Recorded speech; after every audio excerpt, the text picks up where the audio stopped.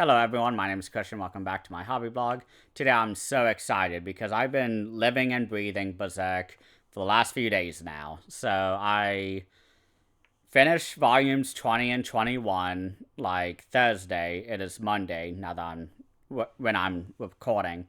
And I loved it. I recorded a video, recorded my review of it.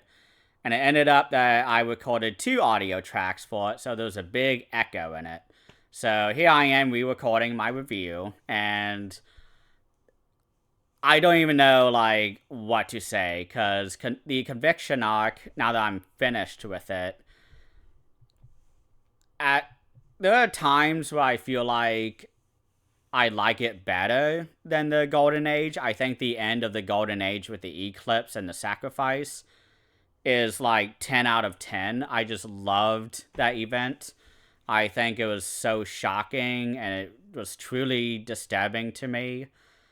But this arc, taking it all in from the elves all the way to the end, I think I just vibed with it a lot better than I did, a lot of the Golden Age, because the Conviction arc is, the first time that we see the world post-eclipse, and it's very post-apocalyptic, because before the eclipse, yes, there were demons, yes, there were apostles, but a lot of people had zero idea they existed. And by this point of the arc, where Guts and Casca and Farnese and Luca and everyone else, it was so surprising to me just the difference between the world from during the Golden Age to Conviction arc, because it's just crazy, because you hear about elves a lot, and I think Rickett mentions elves a few times during the Golden Age, and it gives Casca the elf dust to help heal Guts after his 100-man battle that he had. And you get a substantial amount with the elves, and I loved it. I just love that section. I may have not sounded as excited talking about it right after finishing it, but now that I have the full picture in my head, I just really love this arc. And with volume 20, we start right off the bat with the entire tower bursting with these demons and these shadow demons, and the tower is slowly falling, and it's sort of like a Tower Pisa type of situation, and it gets stuck, and I'll get back to that later. But the tower, as it's falling, you see all these shadows just bursting out of the castle, and it is so disturbing because no one knows what's going on. Guts has an idea what's going on, but he's fighting Mozgus and all of the other torturers. And honestly, I didn't really care for the torturers and Mozgus this arc. I think Mozgus is a fascinating character when he's not saying the same lines over and over and over again, which is mostly about faith and heresy and appeasement to God and needing to be holy and having absolute faith. And I really enjoyed his interactions with Farnese, who is sort of a struggling religious figure in this army, in the Holy Iron Chain Knights, because throughout through the Conviction arc, we see her battling her faith, seeing her lose faith in her God, and it's by the end of this volume that you sort of, or by the end of this arc, that you sort of realize that Farnese probably is not going to be hanging around these people as long, because Mozgus and the torturers, they aren't good people at all. That's obvious. But Farnese has, for some reason, aligned herself with them. And so we get this really fascinating character study with Farnese, where she's constantly battling with herself whether to hold on to her faith or not. And I really love that aspect of the story with Farnese and Mozgus. But in terms of Mozgus himself, aside from his first appearance, I didn't really care about him until his apostle change that he has later in the arc in volume 21, when he starts flying, and he is very much like Moog, actually, from Elden Ring, the Lord of Blood, if you know what I'm talking about. I love Elden Ring. I'll try to reference it as much as I can, if I can think of the parallel from Berserk. But Mazgus basically turns into Moog and has this really big, like, flesh wings, and he's flying around, and it's just awesome. I just really, really love that fight between him and Guts. And during all this time, you have Isidro, who is this boy, looking after Elaine / Casca. And Puck is with Isidro, and he's kind of like, hey, like, get that, guy, throw the rock here, throw the rock there. Hey, I'm going to go distract this god while you go kill this guy. And they're actually working together, which I was not expecting from Isidro. I thought he was just going to be our exposition character, just describing what's going on, and sort of making the audience feel as if Guts is going to lose the fight. And he actually becomes a badass, like, support role for the group, and it's amazing. I was not expecting that. That was really fun, seeing him throw rocks and crushing the torturers' skulls with the rocks when he throws them. Like, it was a lot of fun. Like, I was happy to see him sort of take a step up and protect Casca in that way. It was really lovely. It was really nice seeing people be nice to each other through the character of Isidro, even though he very much trolled the hell out of those gods, the first introduction that we have with him. But, so, while all of this is going on with Mazgus and Farnese, we have this really large gathering of refugees just camped outside of the Tower of Conviction. And they're all sort of there, they're being bullied on by the gods, the money is being taken by other people, everyone's just trying to survive. And it's when the tower sort of explodes in these shadow demon unleashing or whatever, that all of those demons then start possessing all of the refugees.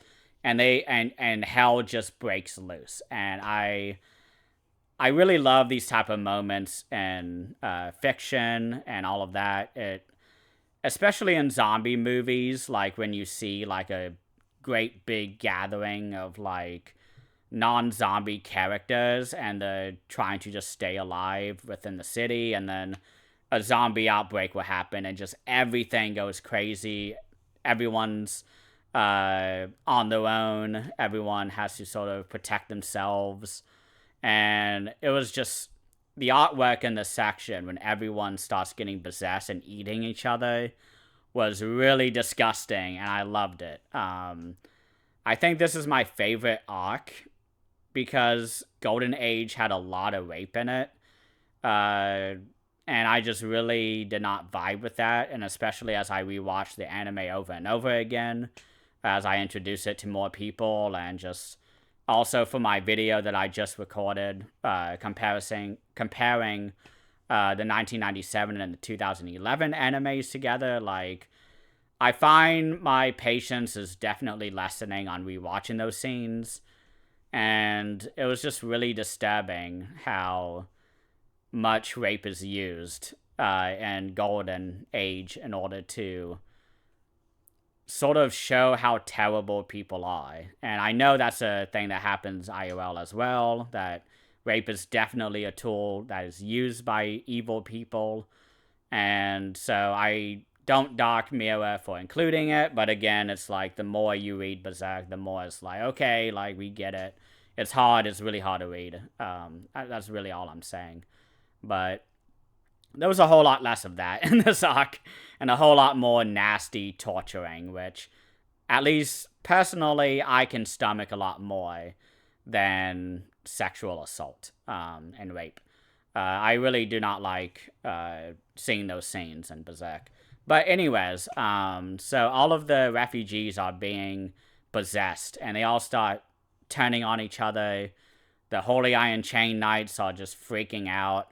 Guts is fighting Mazgus, and is such a great fight. And it's during this time when Guts is slowly beating Mazgus that Miura starts revealing that this tower's looking more like a hand now, with 5 fingers.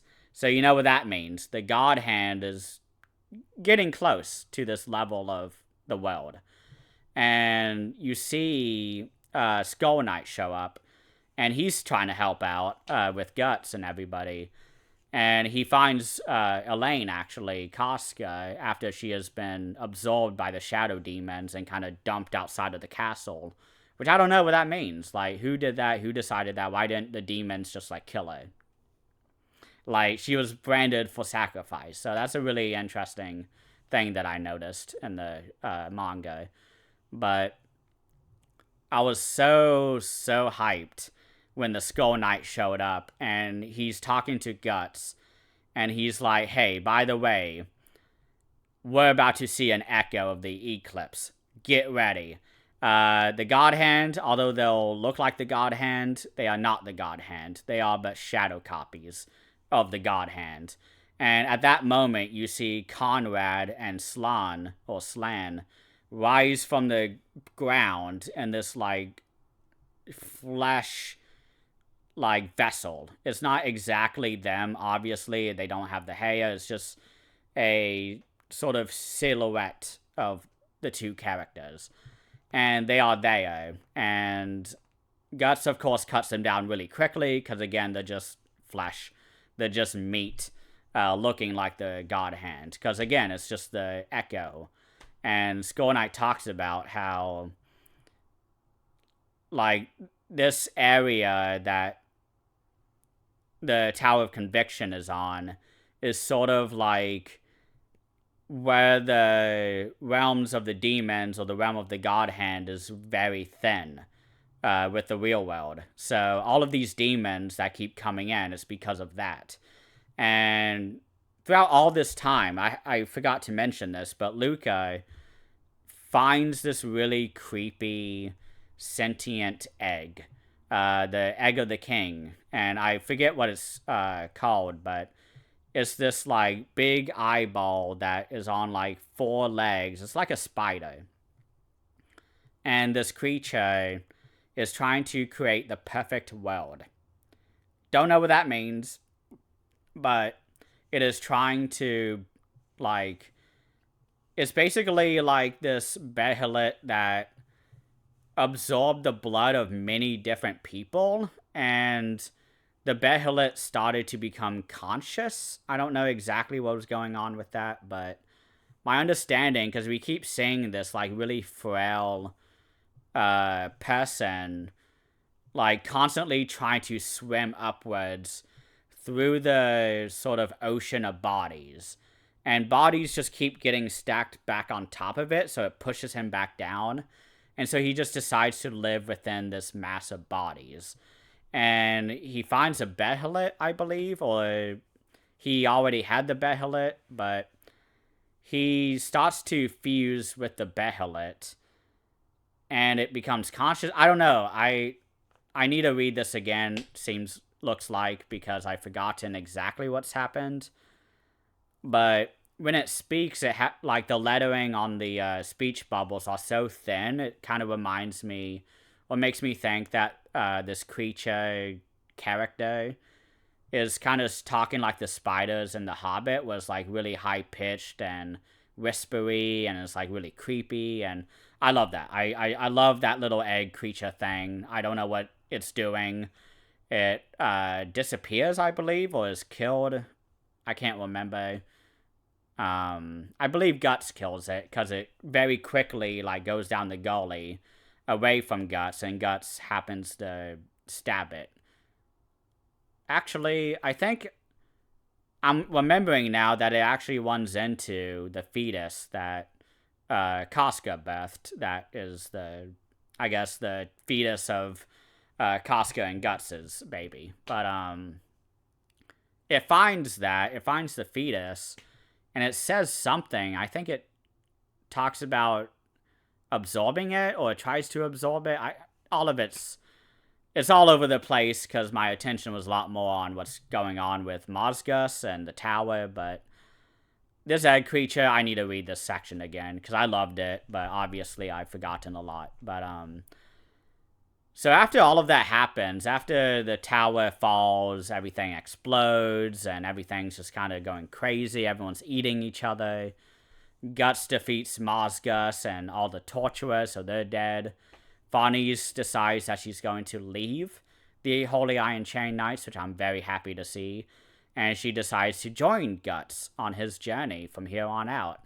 And that is really exciting to me because she has given up on her quest to sort of be the most faithful, and she has lost her faith at this point.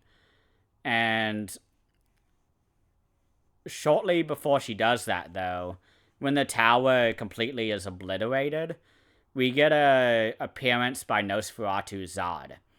I'm so happy he is back because we haven't seen him since the eclipse when he was fighting not Nosferatu Zod, when he was fighting Skull Knight, because he was in charge of guarding the gate to the God Hand's realm. And it was so fun to see him, but he is missing a horn, and he sort of slinks up, and Guts is watching him like, what is he doing? Why is he not attacking anybody? And Guts is about to attack him when he looks to the side and he sees the sun rising, and who is standing there naked but Griffith? What is he doing here? Why is he naked? What has Griffith been doing these last 2 years, I believe, since the eclipse? What has he been doing? I don't actually want to know, like, in the comments. Like, I'm gonna keep on reading, but like, those are the questions that are in my head right now. And I am loving just the intrigue, because after Guts kills Mazgus, he reunites with Casca, which I'm so happy to know that she is back in his hands. He's going to be able to help her and protect her and all this stuff. And it's during that moment that you see Nosferatu Zod just kind of slinking up to Griffith, and he kneels to Griffith. And Griffith is just kind of staring crazily with his eyes wide open. And he's naked. He doesn't look like Femto anymore. He looks like Griffith.